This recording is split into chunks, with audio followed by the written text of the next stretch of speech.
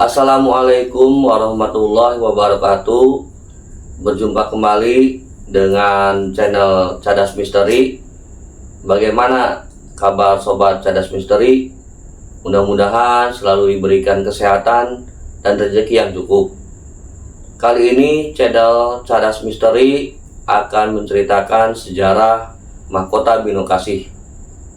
Jangan skip videonya, tonton sampai selesai. Kami mohon maaf apabila ada kesalahan pada video tersebut.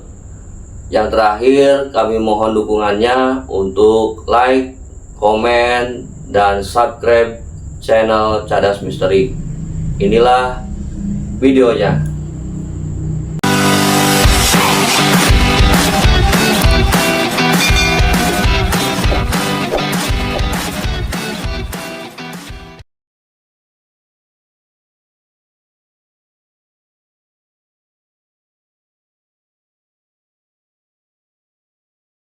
Assalamualaikum warahmatullahi wabarakatuh. Kembali lagi dengan saya channel Cadas Misteri. Semoga kalian selalu diberikan kesehatan dan rezeki yang cukup. Kali ini saya akan menceritakan kisah sejarah mahkota Bino Kasih. Nggak usah berpanjang lebar, mari kita ke videonya. Dua pusaka peninggalan Kerajaan Sumedang Larang tersimpan di dalam gedung pusaka Museum Prabu Geusan Ulun Sumedang. Pusaka itu yakni mahkota Bino Kasih dan mahkota Permaisuri atau Siger.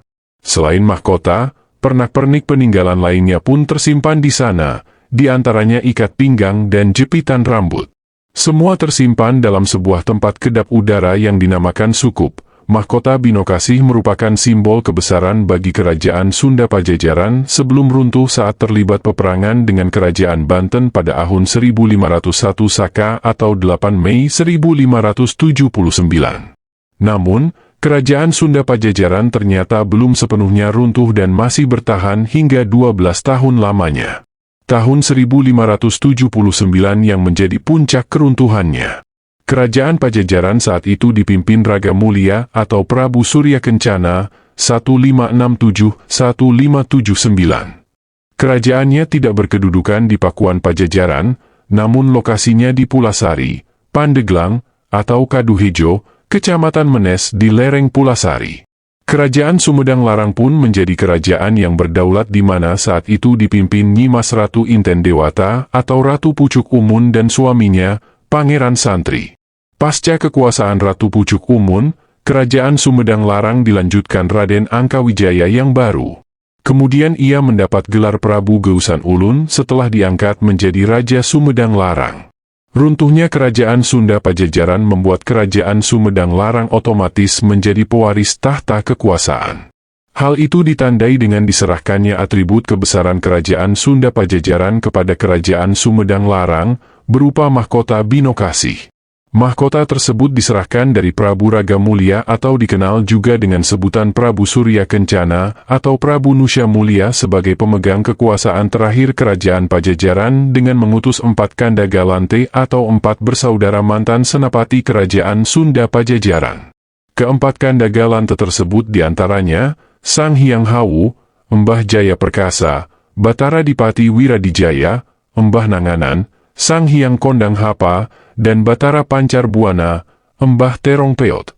Mahkota Bino Kasih merupakan mahkota yang dikenakan Raja-Raja Pajajara secara turun-temurun.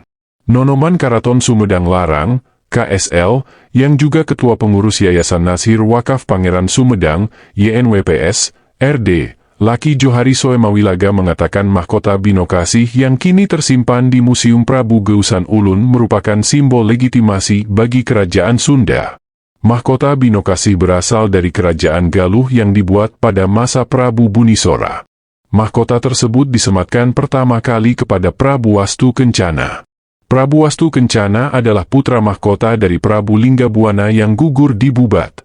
Mahkota Bino Kasih disematkan secara turun-temurun dari suksesi raja-raja di Tatar Sunda. Raja-raja tersebut mulai dari Kerajaan Galuh, Kerajaan Sunda, hingga Kerajaan Galuh dan Kerajaan Sunda digabungkan menjadi satu kerajaan oleh Sri Baduga Maharaja atau Prabu Siliwangi.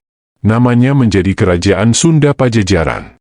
Dengan diterimanya mahkota Binokasi oleh Sumedang Larang kala itu, maka secara otomatis Sumedang Larang memiliki tanggung jawab besar sebagai pewaris kekuasaan kerajaan Sunda Pajajaran. Pertama dari sisi kekuasaan yang meliputi seluruh wilayah di Tatar Sunda kecuali Kesultanan Cirebon, Kesultanan Banten dan Batavia. Maka ada konsekuensi yang diterima oleh Sumedang Larang juga karena mahkota itu sebagai simbol legitimasi kekuasaan Sunda, maka Sumedang Larang menjadi penerus kerajaan Sunda terakhir secara makna luasnya, katanya.